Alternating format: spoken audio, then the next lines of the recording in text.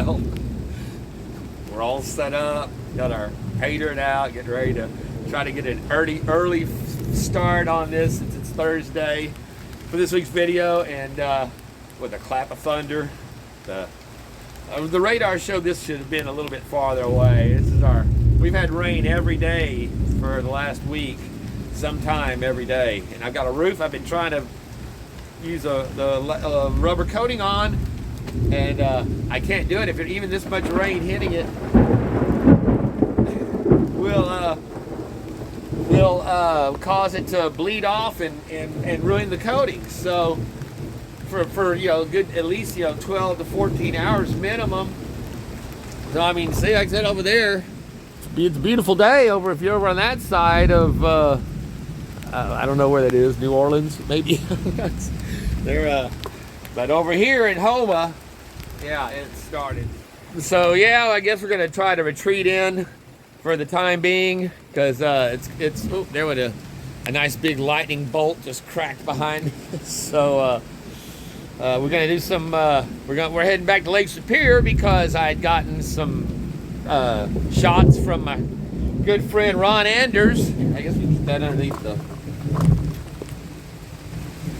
Take a little cover there from my awning, but yeah, from my good friend Ron Anders. He is up there this weekend meeting up with Jason, Flower Gold Wizard.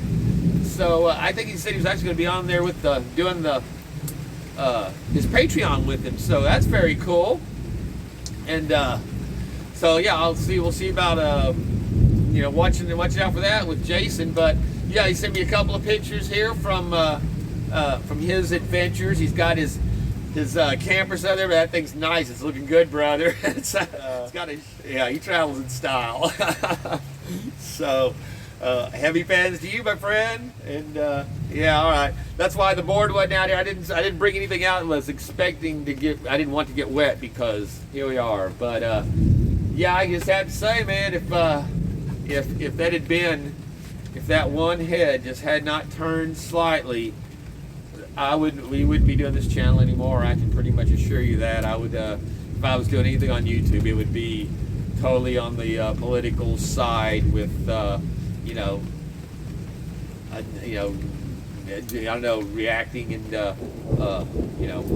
trying to make sense of what happened. But we're still having to make sense of what happened because, from what we keep seeing more and more, I call it gross incompetence with intent, or gross negligence with intent. And there have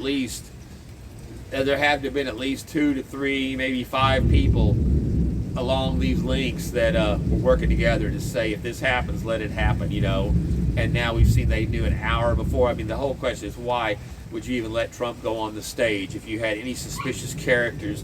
This is much less ones identified with a rangefinder who you had pictures of and had lost contact with, and then on and on. The building, look at that building behind me. That slope on that building is about what those guys were dealing with. The one behind it on this building here is the next level, where that's like they call it maybe a 312. For every 3 feet sideways, it drops 1 foot. This building here, I'm on this roof here all the time. That is not as steep. None of these are considered steep. The one that like over there, that is a relatively standard roof. They have 8/12s, 8 inches, 12 inches. It varies, but those are called the roof pitches. Those are zero risk fall roofs. Same thing with that one over there. Even the one in the back, that roof in the back on that house behind me is not a steep roof. And all of these are a lower pitch than the warehouse roof that they were on. With their tripod set on, again, was probably more like this one right here, just because it was. You can see the tripod was staggered from the accounting for the. Okay, I think. Did we catch that? Holy shit!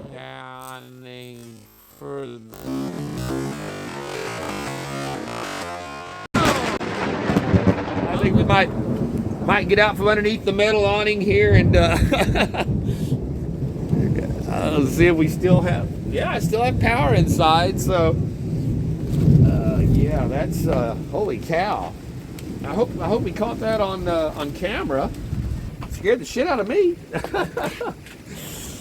So, but yeah, once again, I'd say July 13th is our new Thanksgiving Day for America, and he said it's there was a lot of unanswered questions, and the fact that this piece of shit DEI hired, woke trash woman refuses to step down, making excuses about the roof pitch was too steep to put an agent on to protect the president of the United States, and then saying that there were 20 agents were in that building as a staging area they were using.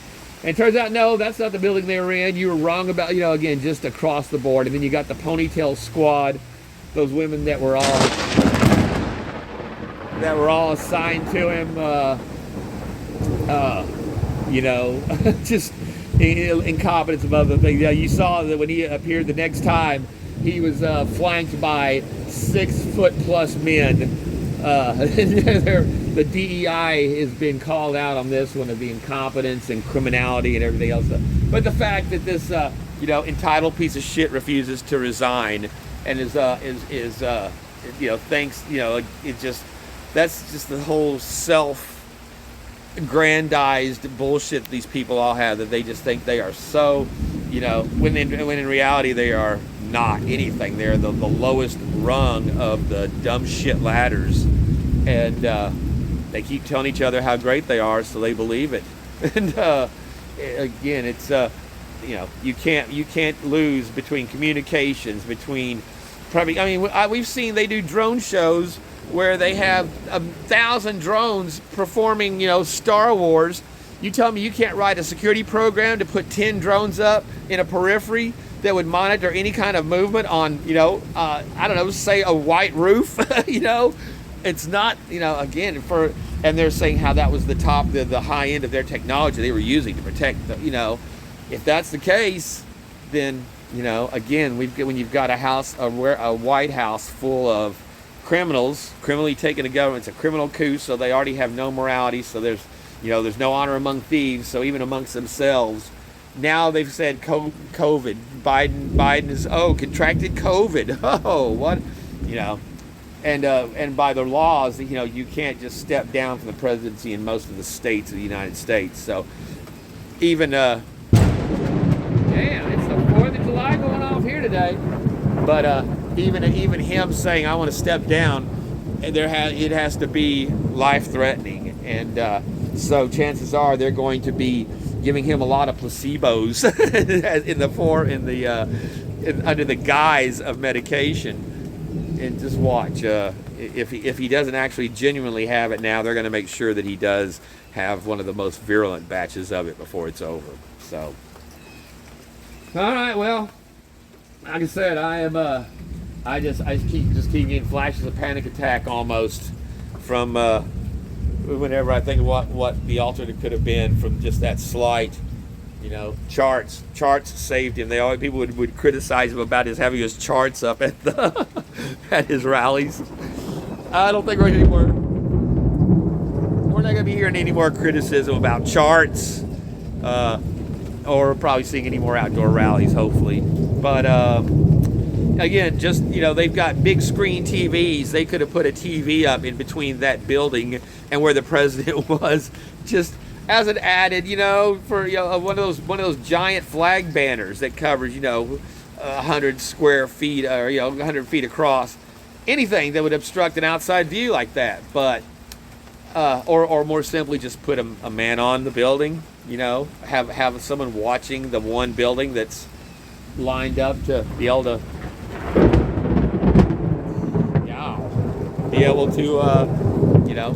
take out a target. So none of it makes sense, and like I said, this guy, I'm still waiting they're not finding any information on who taught him how to make a bomb that he figured to put in his car with a remote detonator that they say would not have had the range to activate it from where his car was. But you're going to believe that too? You're going to believe that Biden's FBI is going to do a thorough investigation of their own ineptitude? No. So None of this will come to light until Trump is elected president, and then along with the other 100 never-ending cases that'll be coming against these people, this will just be added to another, you know. And hopefully these won't be committees where they just talk about shit and nothing happens. These will be committees that end with people in prison, like Peter Navarro and Steve Bannon, who are in prison right now over the made-up J6 stories and using a fake narrative to, you know, prosecute men for not wanting to talk about the fake narrative that you're, you know, making up and prosecuting. So again, just you know, it's all an inside game. With the, you know, the deck is marked, and the fix is in, so they think. Except Trump turned his head, and now you see that they are in a full-blown panic mode. The media is falling in line. You know, 2 weeks ago they were defending how, you know, coming on saying in behind the scenes Biden is the most, you know, he's on top of everything, man. You can't keep up with him. He's way out there, and we're still trying to keep up. You know, he's on, you know, the most, you know, brilliant, you know, blah blah blah. And then in 10 days' time, now they're all, you know, Biden can't hardly walk down the stairs of, you know, Air Force One, and, you know, they're falling in line. Now they're all asking the questions like, oh, you know what, you know, they've been hiding this from us. No, you fucking frauds. It's just.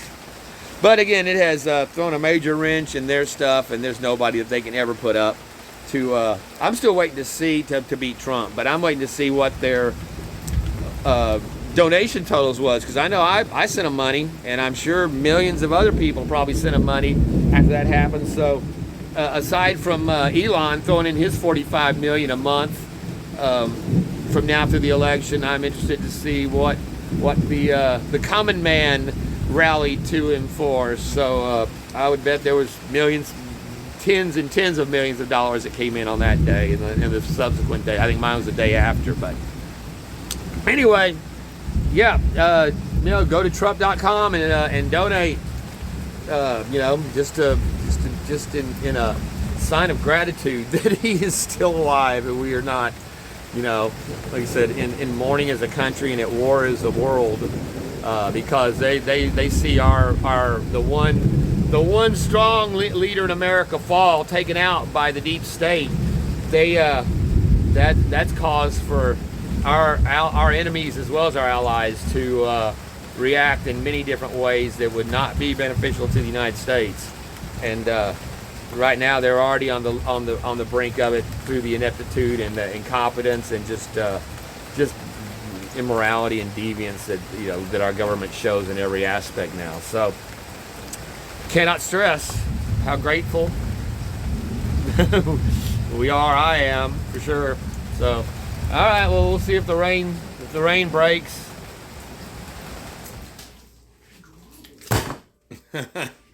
Well, yeehaw. We have a project for this weekend. It's Friday. Been trying to battle with the rain all weekend, but I mean all week on the job I was doing to paint a roof. But yeah, I just have a hankering with the new grill to pick us up. I have not done a brisket in, I don't know, over 30 years. I think I've done one my whole life. So we're gonna see how it works on the new smoker and get this prepped. We got more rain coming today, so I can't go put my roof coating on because it'll just wash off in the afternoon. So normally they trim the hell out of these. We're not gonna do that. We're gonna do this brisket the natural Texas style. So yeah, Texas style is no wrap. You just cook it open until I think they wrap at the very end. So you can see this one. We got this one at Walmart. It's $3.96 a pound. So it was $60.98 for this 15.5 pound brisket. So we're gonna start. I started to like do the dry brine and set it in basically you just let it sit overnight in the refrigerator for a few hours in the refrigerator. It's morning time here. We're getting this started early because this is going to be cooking for about 16 hours total, I'd say. So it'll be cooking well into Saturday morning from our starting time here on Friday morning.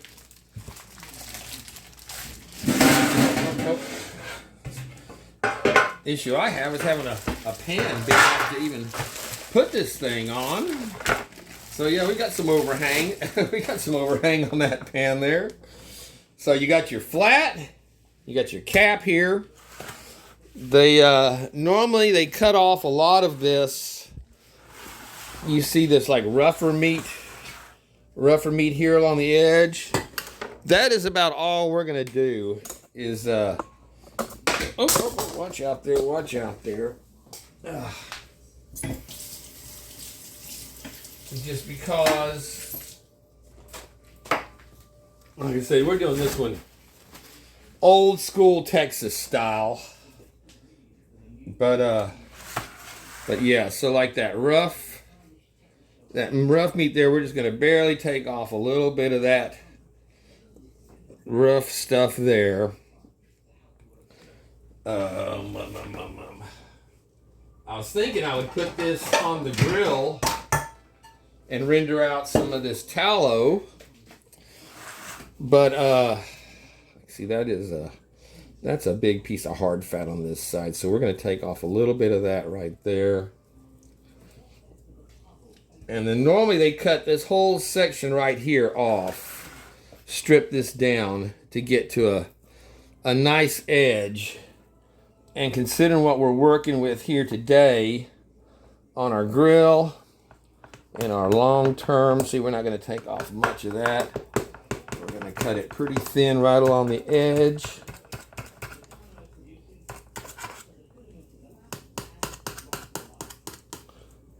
And we're going to take all of this, all that fat, we're going to put that on the, instead of using it on the, trying to do it on the grill, we are going to just put it on the stove at low temperature and let it render that tallow out there, and maybe have a little something for the kitties to have. And again, I am in no way a professional brisket guy, but I do a lot of grilling, so I'm pretty sure we'll be able to handle this. So there we got that side cut. Normally, again, they would take this and cut this whole edge right here off on this flat. We're not doing that. We're going to take a little bit of this fat edge off right here. Just like that.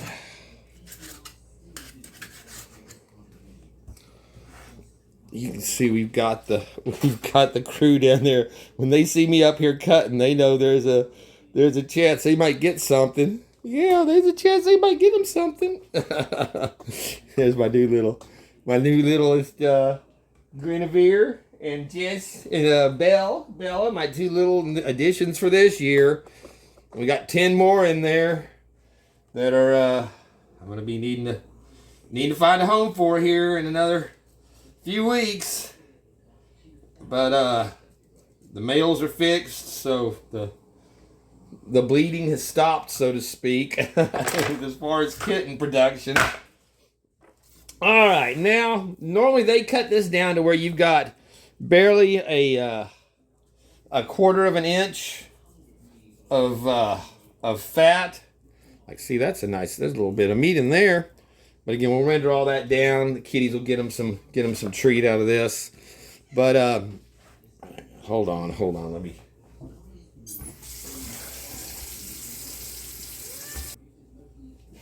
I have to keep can't be touching my stuff with greasy brisket hands. So, all right, hold on. So, normally this layer of fat right here, like I said, they would trim this down to where it's about 1/4 of an inch is all that's left on this. But we are not doing that. We're gonna let all this render down for the next 16 hours on the grill. We're gonna just take off a little bit like that. Again, this kind of rough edge up here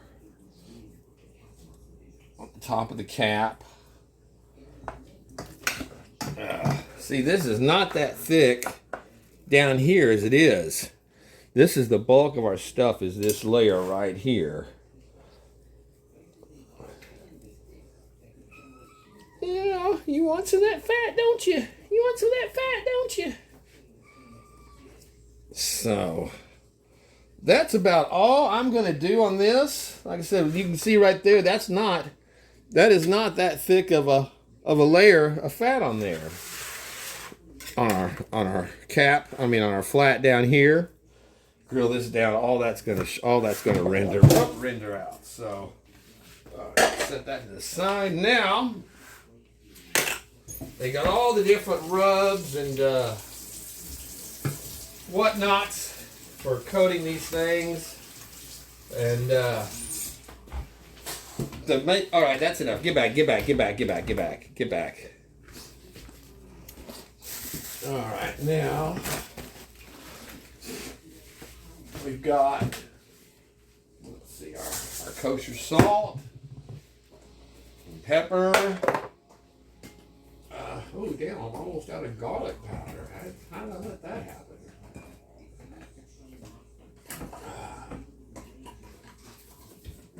A lot of people, they'll put a binder on these, like we use the mustard, or sometimes they'll coat them with lime juice to let them, that also acts as a tenderizer on these. But you got to remember, this is a 15-pound piece of meat, so you're going to want to heavily season it. So we're starting off with the black pepper. But the thing about the binding agent, like using a mustard or something on that, it also kind of acts as a coating that blocks off the stuff to actually getting into the musculature of the meat, into the fiber of the meat. So we're, like I said, I don't think we're going to have to worry about that too much. So we're not using any binding agents on this. We are just going to season it up good with salt, pepper, and our garlic. And I'm going to actually be putting usually I don't do barbecue sauce on these. Excuse me. These are, it's smoked, and then, see, like that is a thick bounding of fat right there. Let's see how far that goes through into that meat, because a lot of times that's one of the sections that they cut out is that thick. But actually, that's I think we're gonna leave that too. We're just gonna cook that. So, all right. Again, I'm not cutting anymore. So yeah, put a super heavy coating of your salt, your pepper, whatever else you want to apply to this. Some people use a brown sugar based rub. I'm not doing, like I said, I'm not using any of the brown sugar or anything on this, just because I'm going to have all that in my barbecue sauce. So the plan is to smoke this on the grill for the full day today into tonight, to the point where we're going to end up with about 16 hours, I think, of cooking time on this. Yeah, it's through the day, through the night. We're cooking this with the fat side's going to be up, so that as it renders, it'll render down from the top down into our meat, and get us to help us develop that good black bark that is the signature on these things. If it doesn't look like it's burned to hell, apparently it's not a successful brisket if you don't have a nice thick black bark over the whole thing as it shrinks down. And I expect this is going to kind of bulge up. This is going to swell at the top a little more. So it may not be a real pretty brisket in the end, in the traditional sense. But there we go. That dude is now thoroughly seasoned up. And you can see there's no binder necessary. That stuff they use the binder a lot of times to hold the seasonings onto it as well.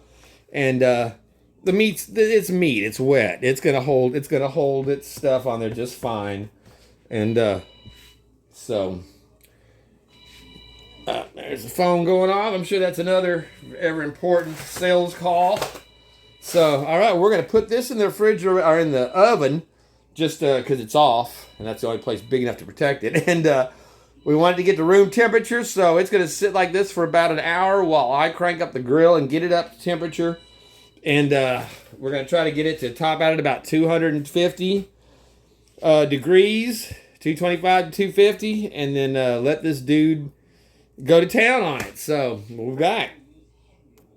Well, yeehaw, here we are, another day. I'm even wearing my same shirt, so I'd be matching up for the next video, and I'll be damned. The rains are going to get us again today. It's just now kicking off. It's early in the morning on Friday. I was going to try to get my some pay dirt done for the Lake Superior stuff from Ron Anders. But yeah, we're just watch out. We're losing. The winds are kicking up. I need to gonna have to bring in my flags. So we're focusing today on getting this grill going. Like I said, it's early now. I guess it's like 9 in the morning now. I started this at 8, but we've got our brisket in there, seasoned up, sitting waiting for the grill to catch up. And I've got about half of my charcoals are going to be catching on fire here, and then it'll burn from that side over. And our brisket is going to be going on the top rack here, fat side up. And like I said, we're going to be looking at about 16 hours. I've got some dry and some wet big chunk hickory that we're going to be smoking on there with. So yeah, this is going to be quite the project. And basically, for all intents and purposes, it's going to be my first brisket. I've done I was trying to remember. I knew I'd done one many years, like over 30 years ago, on my little Weber. I mean, my little smoker, which was not big enough for this size brisket. I'm thinking I must have had a flat or something that I'd done a section of. So yeah, but for all intents and purposes, this is my first full big time brisket, so we're gonna see how it comes out. But like I said, we're doing it Texas style. And yeehaw, there's my boy. You come for some breakfast in the rain? Hey, Hurricane. He spends most of his time over there at my neighbor's with her. So yeah, we're gonna go ahead and shut this down. Hopefully it'll still catch on good. Our stack is open. If we don't rain hard enough to go down that and put out our fire, we'll be okay. And my boy, he's getting a little breakfast. All right, well, here we go. Our temperature is we're at 250, 275 right now, which is a little high. So we'll make some adjustments on our venting.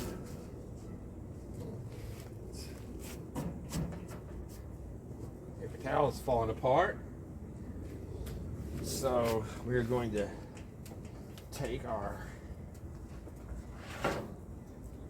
giant brisket, set it up here on the top of the rack. Oh, man, that is almost too heavy for our rack. Did I lose the connection there? Man, that it kind of torqued out the rack on top there, but it's on. Now we'll have to watch our temperature there and see, adjust our little side slats and our stack on the top to try to keep us right at 250 to 275 degrees for the next 12 hours. So yeah, this is on now. It's 10 o'clock right now, so it'll 10 o'clock tonight will be 12 hours, and then after that we'll have about 4 or 5 more hours to go. Well, damn, it seems like we're back to the same day. we're a good over an hour in. I'm still having issues adjusting the temperature on this grill. I'm staying at about 100 degrees too hot at about 340, 360 instead of 220 to 240, 50. So I've got it all shut down right now, and I'm watching. I don't want it to go out, but yeah, like I said, I'm still pretty new to this char griller as far as long-term heat control and things of that nature. Jeez, I'm never gonna get my roof fucking painted. It does this every damn day. It's been doing this every day for 10 days now. A rain just like this, either all day or, you know, in the morning and in the afternoon, or in the afternoon. But at some point, it rains hard enough that, yeah, if I was putting a roof coating on, it'd be washing it off within, if it, you know, does this within 12 hours. And I haven't had 12 hours, so yeehaw. But yeah, it's definitely affected interfered with the panning this week. So yeah, so this is our Friday variety show video on we're doing some looking at some dirt, some grilling, some kittens. Yeah, with a little representing on the bayou in a different status. So yeah. Anyway, well, there's some of our rendered down fat that's left. And then here is our actual tallow that you're going to want to pour that through a sieve. Actually, a piece of cheesecloth or something is preferred. I'm going to just pour it off through my strainer and not worry about getting the very bottom fine stuff out. And then, because I'm going to be using it fairly quickly, we'll put some of it on our brisket when we're done. But yeah, and then use it for a couple of cooking items. But yeah, fresh tallow. Better than seed oils, 100%. Well, we've got a little sun's come out in between storms. Our grill's holding temperature at about 250 to 275, which is still a little hotter. Well, look at all that smoke coming out of there. I made up a shield with some foil to protect it a bit. Let's just test and see what our temperature is at right now. That's still very hard, of course.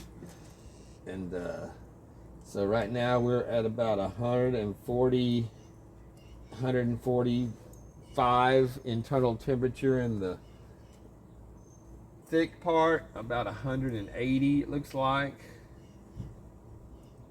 180, 190. So I think what I'm going to do is flip this around to the fat end down closer to the fire. I've been going in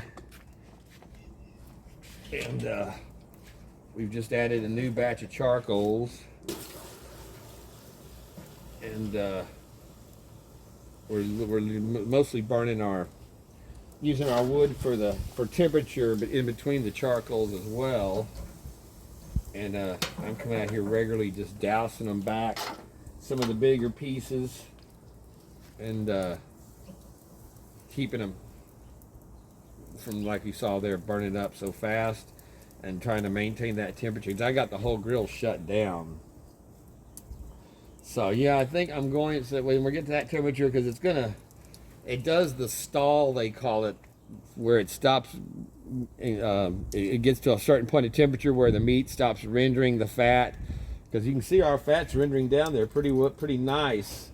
We don't have any pooling. Everything's, actually we do have a little bit of pooling right there. We're gonna, whenever it when it starts collecting All right, see, I can't see what I'm seeing out here with the sun out now, but you can see right here in this back part where that juice collects, where it's run down here. You don't want that because you want it to get a nice even bark color on all of it, and that'll keep it, like you see, it's lighter right there. So same thing, our hump right here is getting more of the heat of the convection, and it's crisping, hardening up faster than the rest of this. So that's just part of that's why a lot of times they cut these down so they're an even layered, so they don't get hot spots or hard spots and stuff like that. So again, we're down here on the bayou. We're not worrying about aesthetics on a corner or a top. We're worrying about the big picture, and like I said, we're doing this Texas style. So we're about 4 hours in, less than a third of the way, more like about a quarter of the way. It does entail more opening and closing of the grill than normally I ever do whenever you're wanting to keep your smoke in. But what I have figured out is that I'm getting a lot of airflow. You can see I've got my foil in here, and I've got, well, it's falling out, but I've been using my foil. You can see where it fits right in fits right into the thick slot where it tapers over. This is where it got dropped and is slightly off kilter on this top. So when we get done, I'm going to unbolt it here and see if we can straighten out the joints so that we get a nice solid close on it. For regular grill, for anything other than this, it really doesn't matter. But yeah, trying to get it closed and control the temperature like I am, it's made it a lot harder because it's getting airflow. So I've got it sealed up on all sides except for the front with foil. And then to see our temperature is back up pushing 300. Like I said, we've got a little break in our weather, so I had my gems out still drying from RJ's. There's one of those little cut stones right there.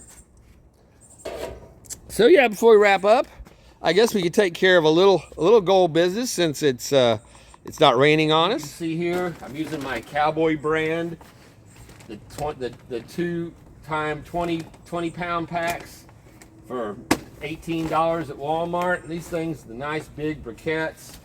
Again, they're the solid. They don't have the little ripples in them. It's a nice, solid, smooth, big briquette like you used to get from the real charcoals. It's these little mamby-pamby, high efficiency, sissy coals. But so I had a rather tattered, beat-up package that came in this week, to my surprise, or I guess the end of last week, and turns out it's from Indiana Creek PAYDIRT. I haven't opened it up the rest of the way here since I saw what it was. And it came with a card. It says, "Happy birthday from T-Rep. Package was returned and damaged, so hopefully it will make it this round. Sorry for delay, Brian, ICB." So there you go, Brian, Indiana Creek.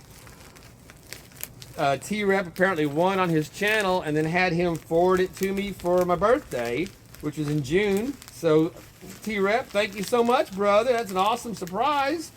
And here it is. It shows that it is the Indiana Creek PAYDIRT Lotto Bag, Golden Gems, and it put it in the Ziploc backup. Oh, it lost it does not have the little slider anymore. Okay, there we go.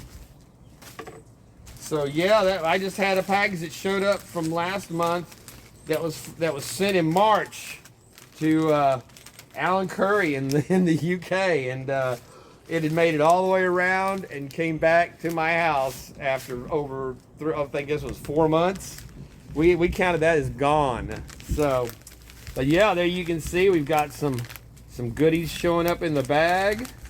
So it looks like we got a coin in there, some kind of copper or something cool. So very nice. Thank you so much, T-Rep. Thank you, Brian. Appreciate it. So yeah, I'll get a little mail call in before, as you can. I don't know if y'all picked up on the thunder rolling in the background again.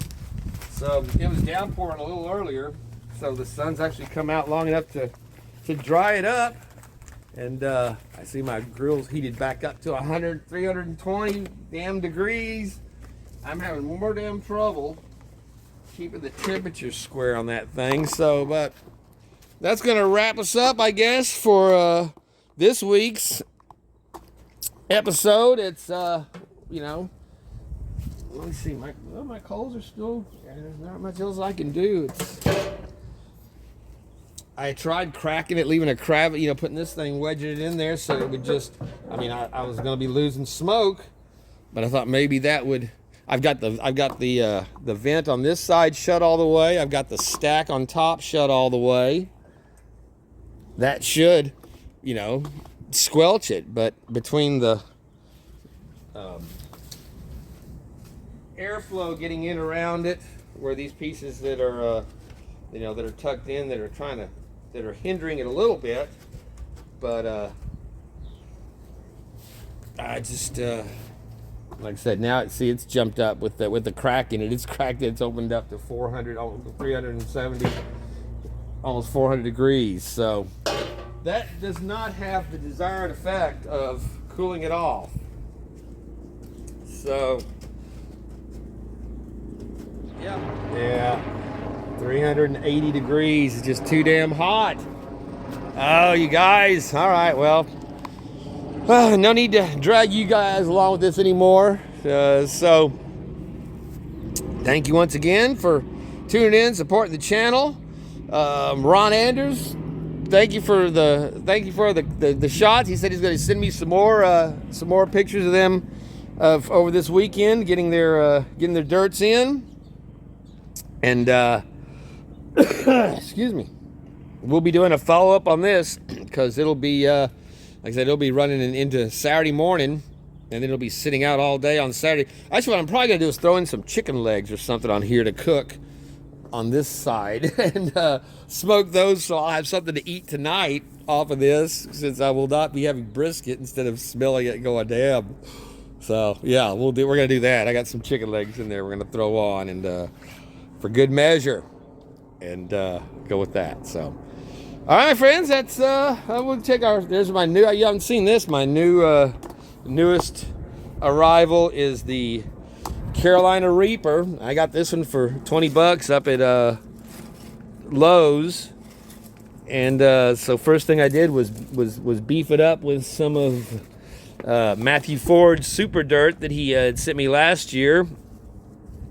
And it was all yellow leaves where it had been sitting out there in the heat. But yeah, that's the Carolina Reapers from Smokin' Ed, his patent on those, the hottest. And then we've got my chili pekins are actually, you know, that little plant came up on its own, and it's got some that are in ready to go. Those are nice little hot peppers. My habaneros doing fine. It's just not putting out any flowers or any peppers. So that's what it did last year. Hopefully it'll come to life. So.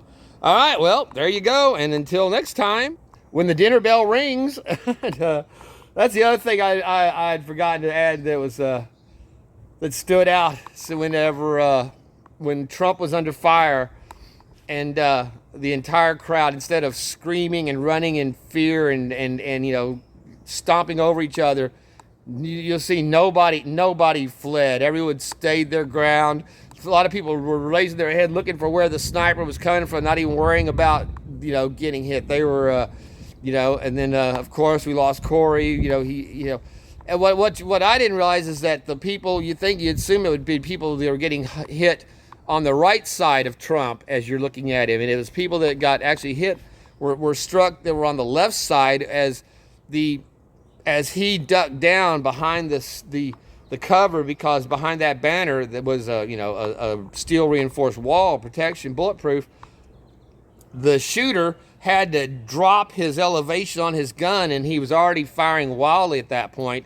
So in trying to compensate for Trump going down, moving his barrel a little bit had him shooting into the bleachers on the left side of Trump as you're looking head on. So those people were hit, before the stage. He was shooting down into them short of his target. So, but that was him responding to, rushing his shots whenever he had been finally was discovered and some action was being taken. And again, by that time, Trump should have been off the stage, never have been on the stage to begin with, and certainly should have been off by over a minute before that ever happened. So, again, by the grace of God and the universe and whatever powers that be and fate, whatever you want to call it, it's like I said, I would not be doing this channel anymore if it had turned out differently. So I'm grateful for that as well, and we honor the lives of that hero that died protecting his family, and then the other two that were injured, both of them 58, and the second man was, I think it was 78. So older gentlemen, and they have both been released and they were in critical condition. They are both expected to be well and survive. They're out of danger. So again, our hearts goes out to the families of those patriots that came just to see their president. We're very excited, and I guarantee you he would have jumped in front of that bullet for President Trump the same way that he did for his own wife and daughter he was protecting. So thank you, my friends, and we'll have some gold weather permitting next week for sure. And good luck to Ron Andrews out there on the shore. I don't know if he's going to be on the shores of the Great Lakes or he's up in the fields, but he's in his quest for gold. And for all you guys out there searching the fields, heavy pans to you.